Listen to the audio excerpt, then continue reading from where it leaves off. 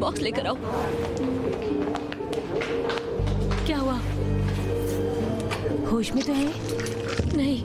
वो emergency trolley लेकर आओ, जल्दी जल्दी करो। जख्म दबा के रखो। क्या हुआ? मुझे एक एनजीओ किट दो। बेड नंबर 3 का पेशेंट चाकू मारकर भाग गया।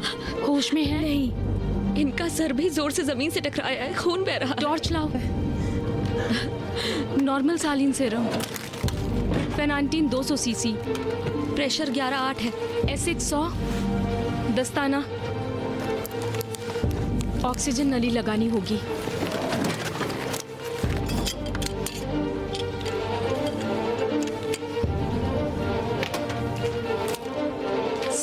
पाइप मजबूती से दबाओ। एम्बो बैग, बीएस चेक करो।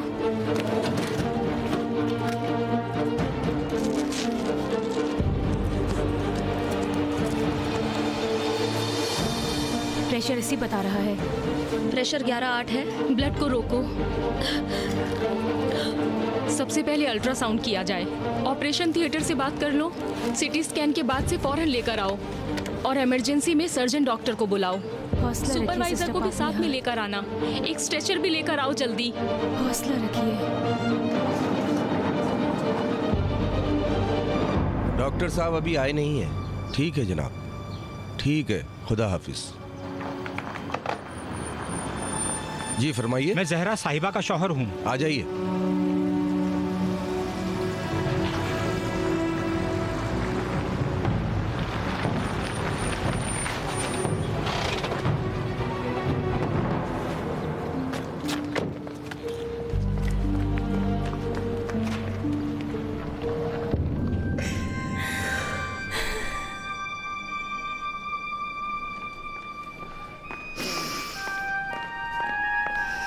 सलाम। सलाम। कहाँ हैं? अभी उन्हें आईसीयू में लेके गए हैं। उनकी तबीयत कैसी है? मैं ज्यादा तो नहीं जानती हूँ, आप डॉक्टर से बात कर लीजिए। आईसीयू किधर है? आप लिफ्ट से चले जाइए, 3रे फ्लोर पर। जी।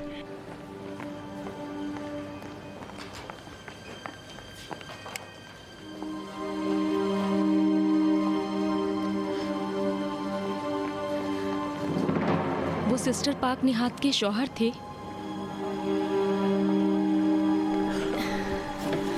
हाँ। डॉक्टर सताइश को फोन किया? हाँ, उन्होंने कहा अभी आती हैं।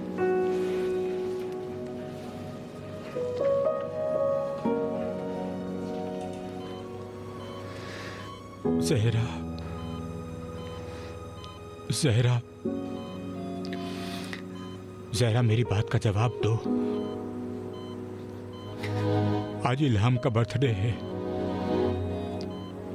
तुम अगर नहीं होगी तो सब कुछ खराब हो जाएगा। जहरा जान,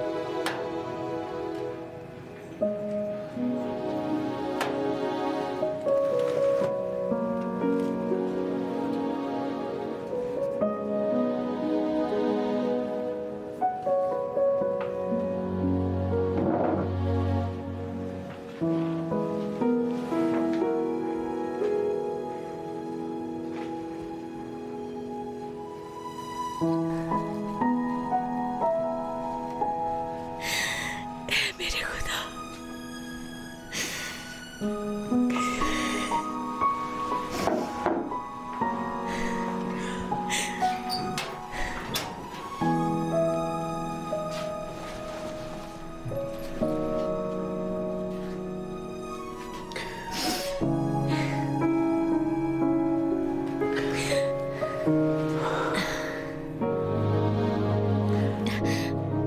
हेलो, सलाम। मैं हुसैनी बोल रही हूँ। आज मैंने काउंसलिंग का वक्त लिया था, लेकिन मैं नहीं आ पाऊंगी। मेहरबानी करके अगले हफ्ते का कोई वक्त दीजिए मुझे।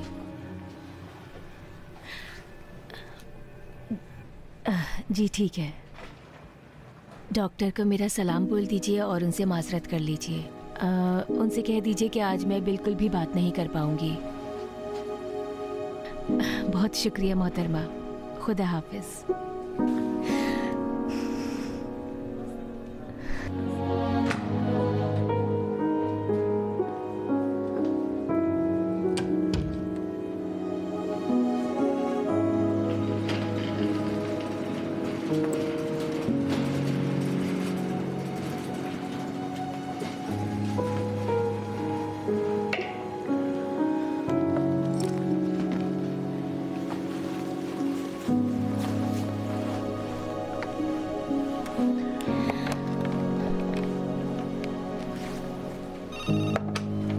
हेलो।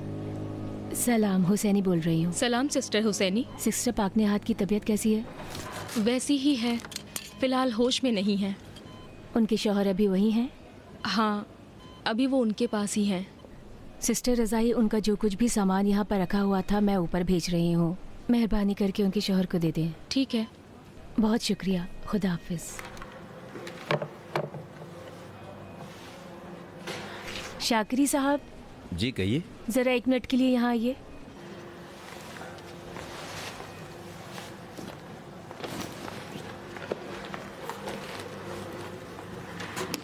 ये सब सामान सिस्टर पाकनेहात का है। सिस्टर रज़ाई को दे आए, आईसीयू में।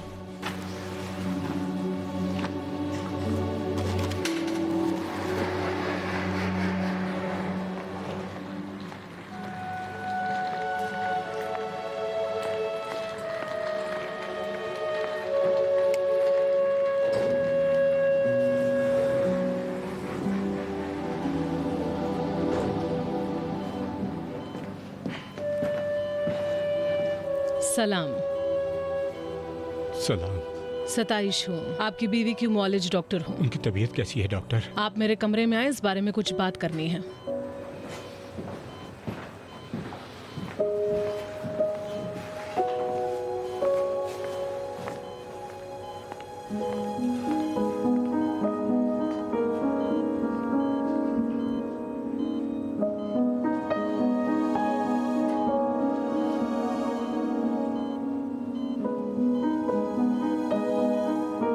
मैं आपको सच बता रही हूँ, आपकी मिसेज उन बेहतरीन नर्सों में से थी जिन्हें मैंने अपनी जिंदगी में देखा और पाया है। आप ये क्यों कह रही हैं कि थी? क्योंकि जो हादसा उन्हें पेश आया है उस वजह से वो कुछ दिनों के लिए काम पर नहीं आ पाएंगी। मुझे हकीकत बताइए डॉक्टर साहिबा। हम यही काम कर रहे हैं, इत्मीनान रखिए। खुशी की बात यह है कि जहाँ चाकू लगा था वहाँ हमारे डॉक्टर ने ऑपरेशन करके उसे कामयाब बना दिया है।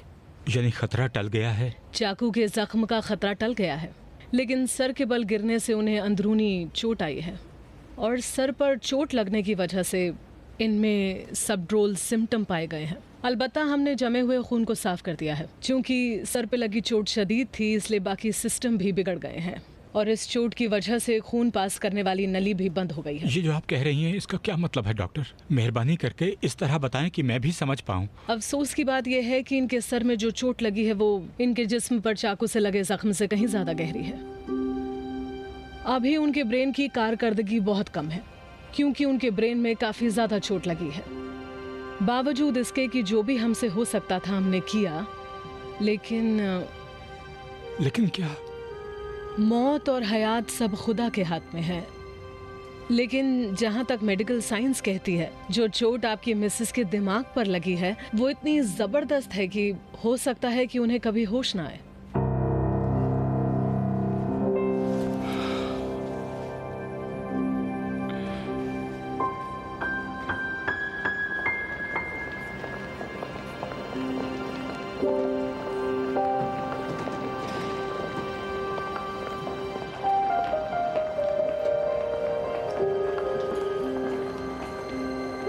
तुम सब यहीं रुको, एक एक करके अंदर आना ताकि दूसरे पेशेंट्स को परेशानी ना हो। ठीक है।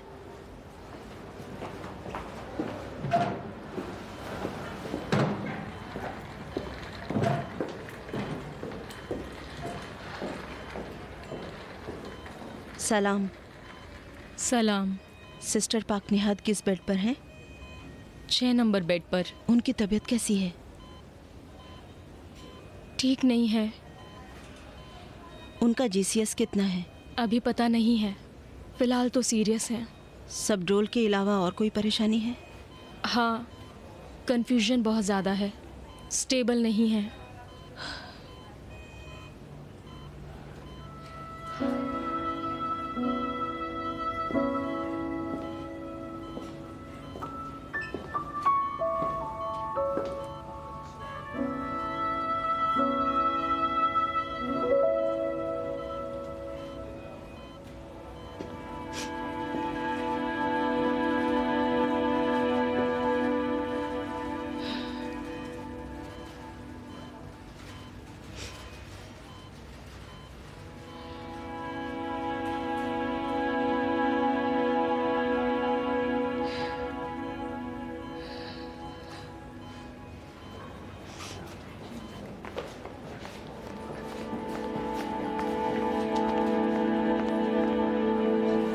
सलाम। सलाम। सिस्टर पाक नहाद को देखने आई हैं? हाँ। क्या उनकी हालत बहुत खराब है? पता नहीं, मिस साजिदी अभी अंदर गई हैं। हम तो अभी उनसे मिले नहीं हैं। बताया चाकू लगा है। किसने चाकू मारा उन्हें? एक पेशेंट था। सिस्टर पाक नहाद से झगड़ा हुआ था? नहीं ना, सिस्टर हुसैनी ने कहा कि सिस्टर पाक निहाद उसके बेड की तरफ जा रही थी। अचानक से वो पेशेंट अपने बेड से कूदा और सिस्टर पाक निहाद को चाकू मार दिया। लेकिन क्यों? कुदूमी साहब कह रहे थे कि दिमाग उसका ठिकाने नहीं था। जब उसे पकड़ा गया तो वो चिल्ला चिल्ला के कह रहा था कि सिस्टर पाक निहाद उसे मारना चाह रही थी। उसको वहम हो गया था, लग ही रहा था कि उसने नशा किया था। हाँ, जब उसे पकड़कर ले जा रहे थे तो मैंने देखा, वो देखने में ही एडिक्ट लग रहा था।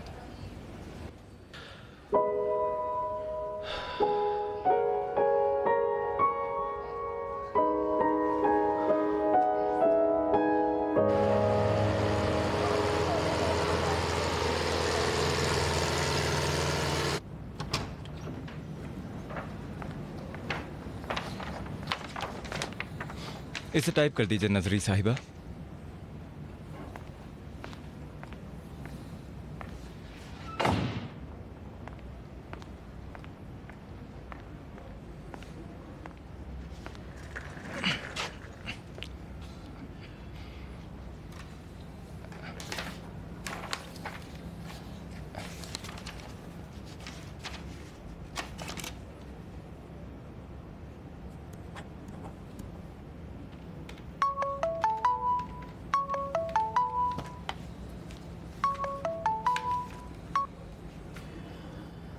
सलाम बहमन भाई। सलाम, कैसे हो? मैं ठीक हूँ, तुम कैसे हो? मैं ठीक नहीं हूँ। मेहरदाद फिर से परेशान करने लगा है। लेकिन क्यों? तुम्हें पता नहीं है? मैंने तो अभी उसे 50 लाख दिए हैं और बाकी के लिए तुम वक्त लेने वाले थे। अभी? लगता है तुम्हारा दिमाग ठिकाने नहीं है। 10 लाख पिछले महीने का उधार है तुम पर। 4-5 दिन बाद दूसरे चेक की बारी आ जाएगी। टोटल तुम्हें 20 लाख मेहरदाद को देने हैं। 1 मिनट होल्ड करो। हेलो, इंजीनियर साहब आपको बुला रहे हैं। ठीक है, उन्हें बोल दे मैं अभी आता हूँ।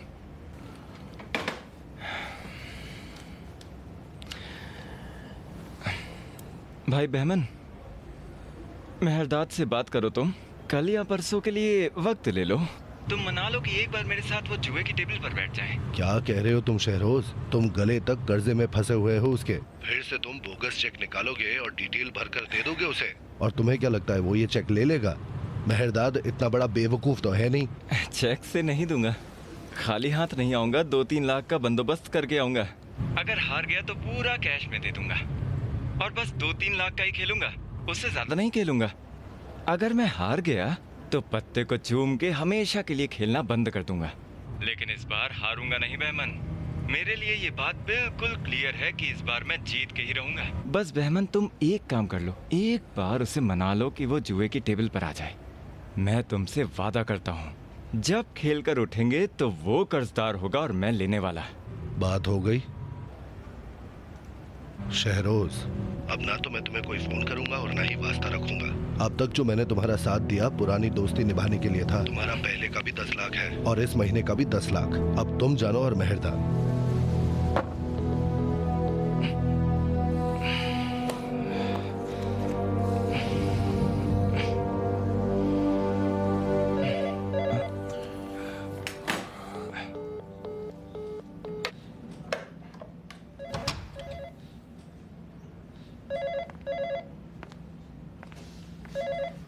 इंजीनियर साहब कह रहे हैं जरूरी काम है।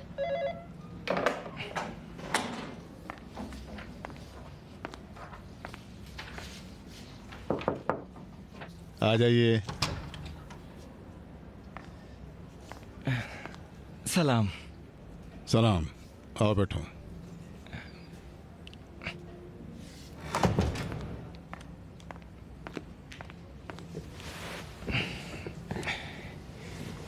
आप ठीक हैं? हमने आपस में क्या तय किया था? क्या हुआ? मजदूरों के हिसाब की सालाना रिपोर्ट अभी तक तैयार नहीं हुई है। आज पीर का दिन है। प्रोडक्शन रेट की अभी तक फाइनल रिपोर्ट भी नहीं दी है। मैंने कहा था ना, शनिचर तक सारी कीमतों का ऐलान हो जाना चाहिए। साल का हिसाब कल तक कर दूंगा और चेक भी बना दूंगा मैं, और सब चुकता कर दूंगा। और पूरे अमाउंट का ज़्यादा से ज़्यादा कल तक हिसाब भी बना दूंगा मैं। आप इत्मीनान रखिए।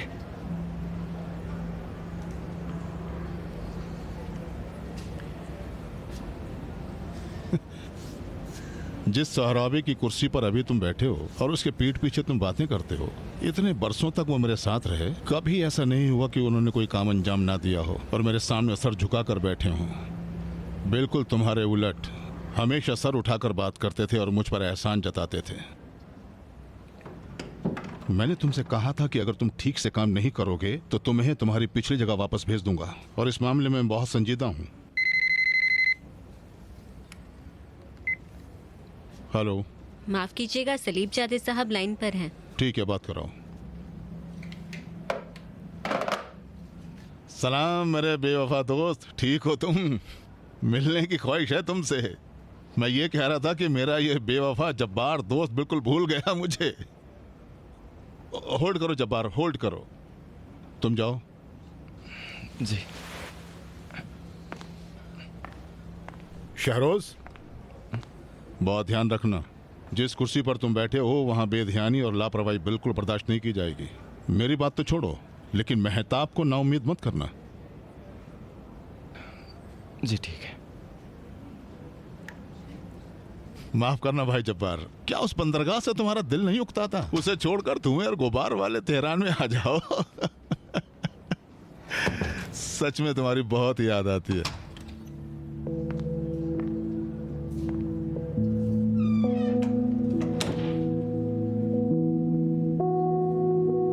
शहरोज, अब तक जो मैंने तुम्हारा साथ दिया पुरानी दोस्ती निभाने के लिए था।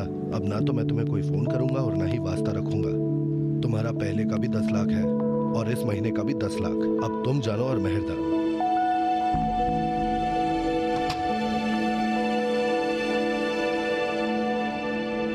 इंजीनियर ने चेक पर साइन कर दिए हैं? पता नहीं, मैंने तो फाइल ले जाकर रख दी थी उनके पास। जाके देख लें, अगर साइन कर दिए हो तो फाइल उठा लाएं। अगर साइन कर दिया होता तो वो मुझे बता देते। आप जाके पूछ तो लें, शायद वो भूल गए हों। लोगों का चेक देना है जल्दी।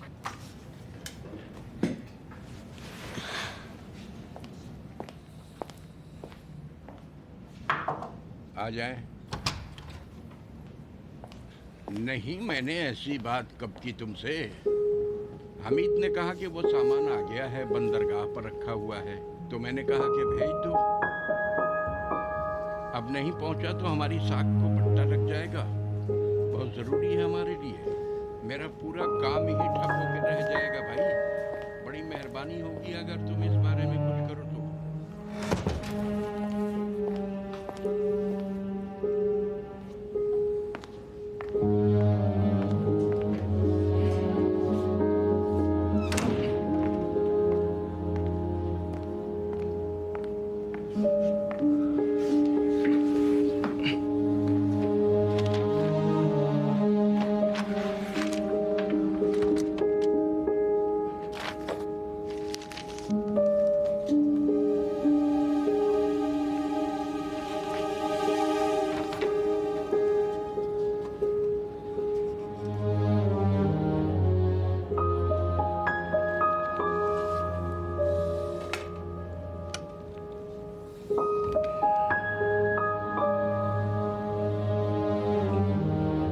सफरी साहब, जरा मेरे कमरे में आ जाइए। बयानाती साहब की ट्रांजैक्शन फाइल भी ले आइए।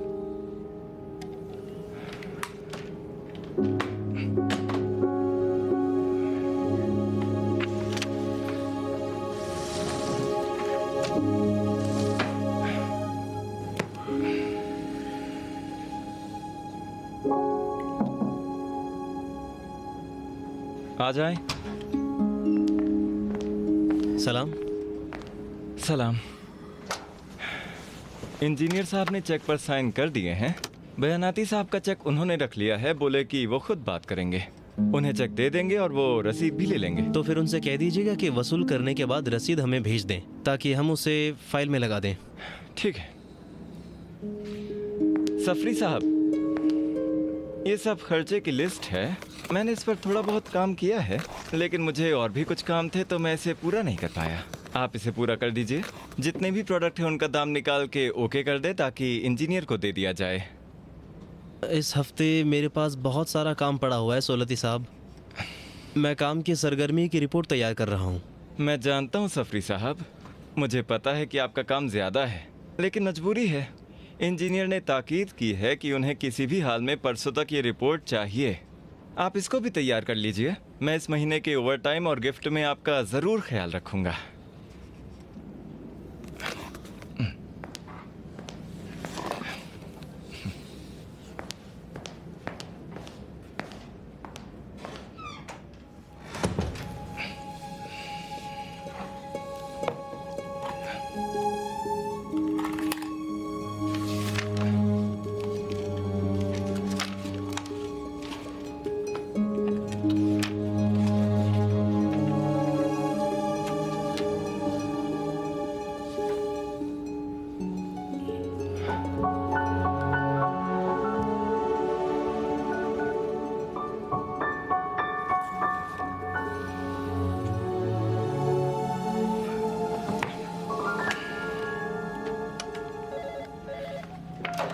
जी बोलिए।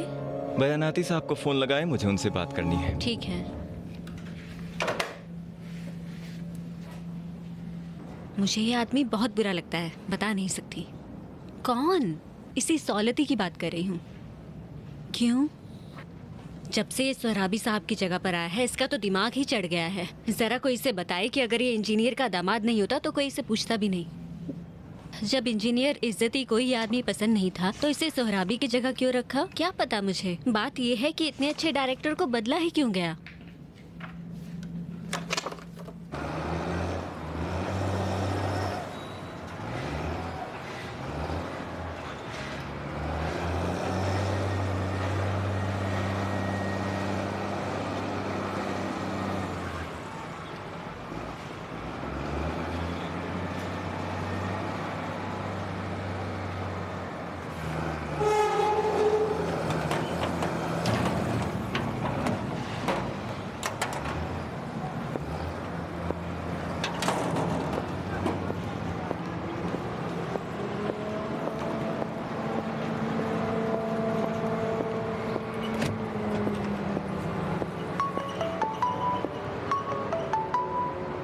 जी सलाम वालेकुम। सलाम बयानती साहब। सलाम नजरी साहिबा। जरा 1 मिनट होल्ड कीजिए, सौलती साहब आपसे बात करना चाहते हैं। जी कोई बात नहीं।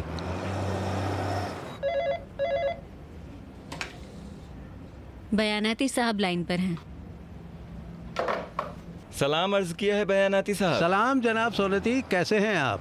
शुक्रिया, आप ठीक है ना? अल्हम्दुलिल्लाह शुक्रिया। मैंने आपको इसलिए जहमत दी है कि अगर वक्त हुआ तो आपसे मिलना चाहूँगा। कोई बात नहीं, मैं आपकी खिदमत में हूँ। कोई बात है क्या? नहीं, बस एक बात करनी थी जो मिलकर ही की जा सकती है, अलबत्ता अगर आपके पास वक्त हो। कोई बात नहीं, अभी मैंने किसी को वक्त दे रखा है, मुझे वहाँ पहुँचना है। अगर आपकी इजाज़त हो तो कल मिलते हैं। एक काम करता हूँ, कल मैं आपके ही पास आ जाता हूँ। नहीं, मैं आपके पास आऊँगा तो ठीक रहेगा। कोई बात नहीं, आपका खैर मकदम है। 4 बजे ठीक रहेगा? हाँ ठीक है, मैं दोपहर के बाद से वर्कशॉप में ही रहूँगा। ठीक है, मैं उसी वक्त आपके पास हाजिर होऊंगा। ठीक है, मैं आपकी खिदमत में हूँ। मेहरबानी आपकी, खुदा हाफिज।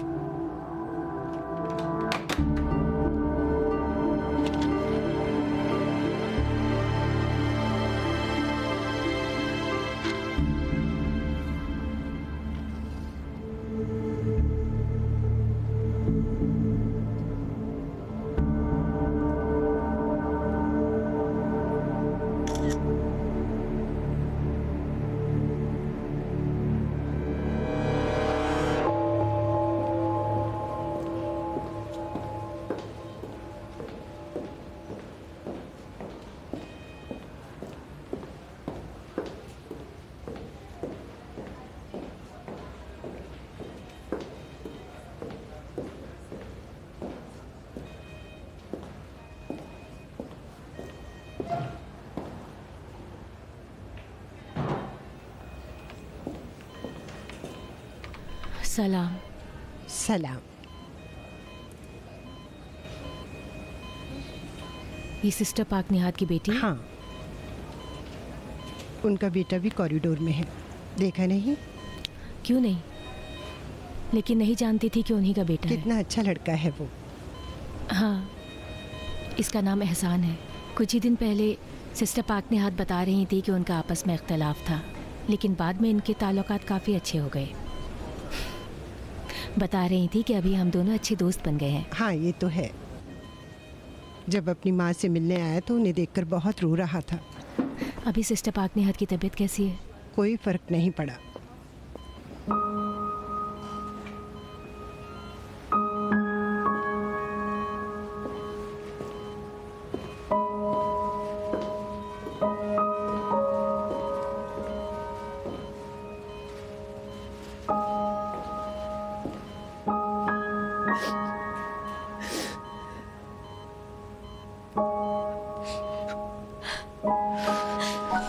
सलाम। सलाम। हम सभी इनके लिए दुआ कर रहे हैं। शुक्रिया। इंशाल्लाह जल्दी ठीक हो जाएंगी। इंशाल्लाह।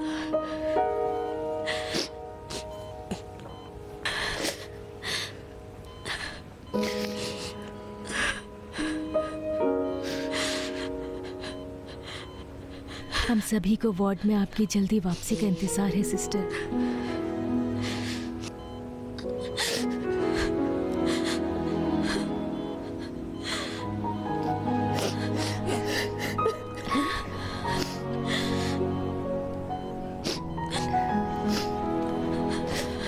खुदा हाफिज। खुदा हाफिज।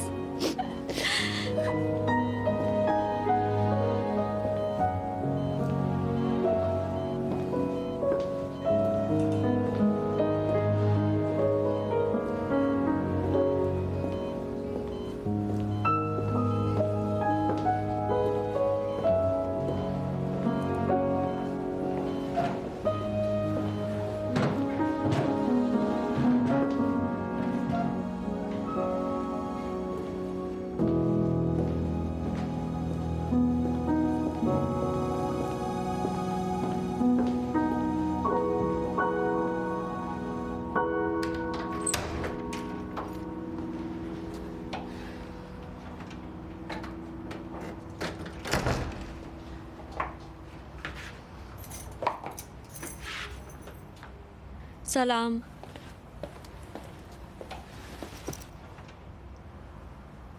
सलाम।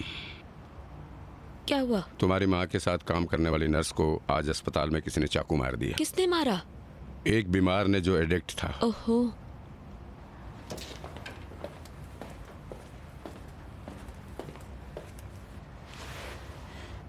वो डॉक्टर है या नर्स? इमरजेंसी वार्ड की हेड है। वो मेरे साथ पढ़ी है। एक ही यूनिवर्सिटी में हम दोनों साथ पढ़ते थे। अभी वो कैसी हैं? ठीक नहीं है। उनके रिटायर होने में 5-6 महीने से ज्यादा नहीं रह गए थे।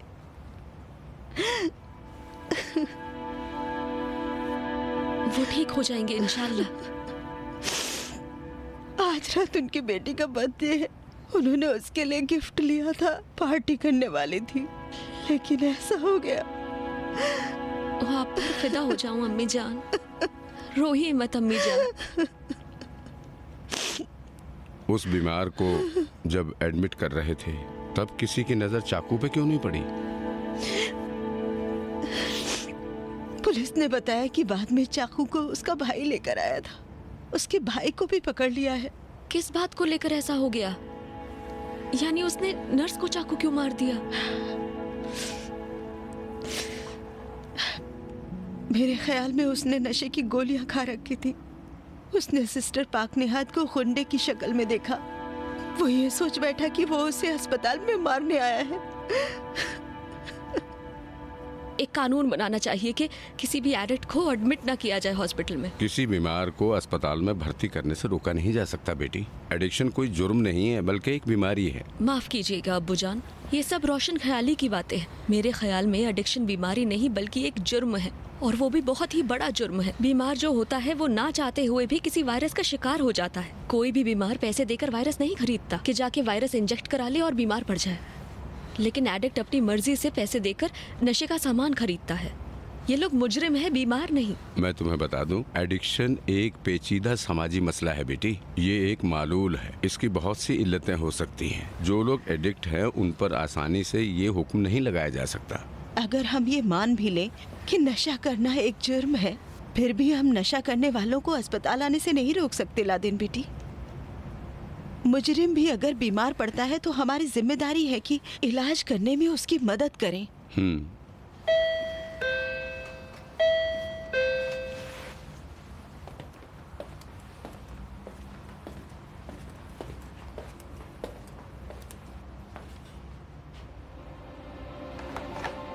हेलो साजिदी साहिबा। आप कौन? मैं सफवी हूँ। साजिदी साहिबा को बोल दीजिए कि जरा नीचे आ जाएं। आपसे काम है। कौन है? कोई सफवी है।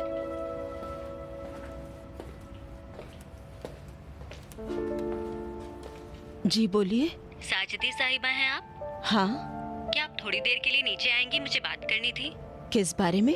आपके बेटे के बारे में, रामीन के बारे में। तुम सानाज हो क्या? जी हाँ।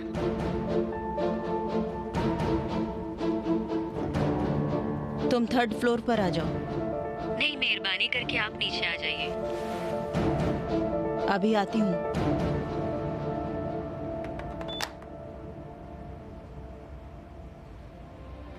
क्या काम है उसे? नहीं जानती।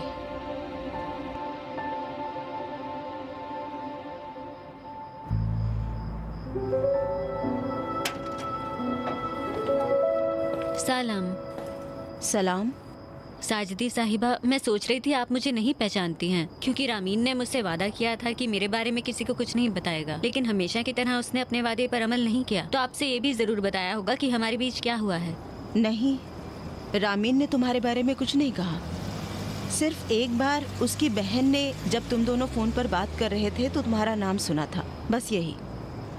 दरअसल उसी वक्त से मैंने सोच रखा था कि रामीन से तुम्हारे बारे में पूछूंगी, लेकिन मौका नहीं मिल पाया। मैं और आपका बेटा एक ही यूनिवर्सिटी में पढ़ते थे, यानी क्लास फेलो थे। कुछ वक्त से हमारा आपस में मिलना जुलना था, क्योंकि हम सोच रहे थे कि आपस में शादी कर लें, लेकिन अगर तुम ऐसा सोचती हो तो रामीन से ऐसा क्यों कहा कि तुम्हारे बारे में हमें न बताया? क्योंकि तब हमें नहीं मालूम था कि ये रिश्ता आगे बढ़ेगा या नहीं। ज्यादा मुझे इस बात पर शक था कि रामीन मेरा आइडियल शौहर हो सकता है या नहीं। लेकिन मेरे ख्याल में ये वजह सही नहीं हो सकती कि इतने अहम मौजू को तुम दोनों घर वालों से छुपाना चाहो, वो भी खासकर तुम जो कि लड़की हो। क्योंकि अब मुझे पता चल चुका है कि रामीन वो लड़का नहीं है जिससे मेरा शादी करना ठीक होगा। ये बात मैंने उसे खुद भी कही है कि मुझे भूल जाए और मुझसे राबता ना करे, लेकिन आपका बेटा मुसलसल मुझे परेशान किए जा रहा है। कल सड़क छाप मवालियों की तरह आपका बेटा मेरे मंगेतर से उलझ गया और उससे मारपीट की।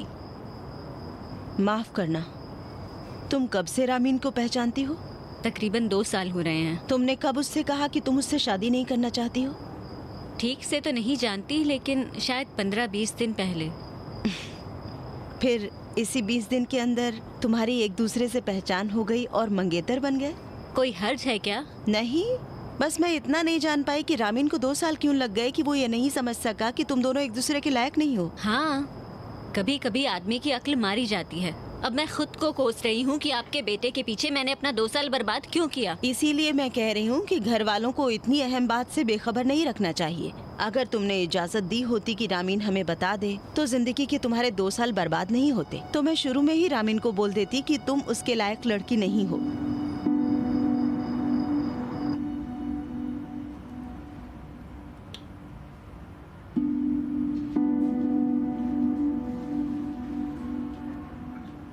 पता नहीं क्या क्या बोल रही है।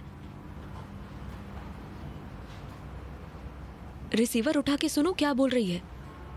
नहीं, तुम रिसीवर उठाओगी, उसकी आवाज सुन के वो समझ जाएगी कि तुम उसकी बात सुन रही हो। बुरी बात है, हट जाओ वहां से। तुम्हारी अम्मी जब आएंगी जो भी बात हुई होगी वो बता देंगी।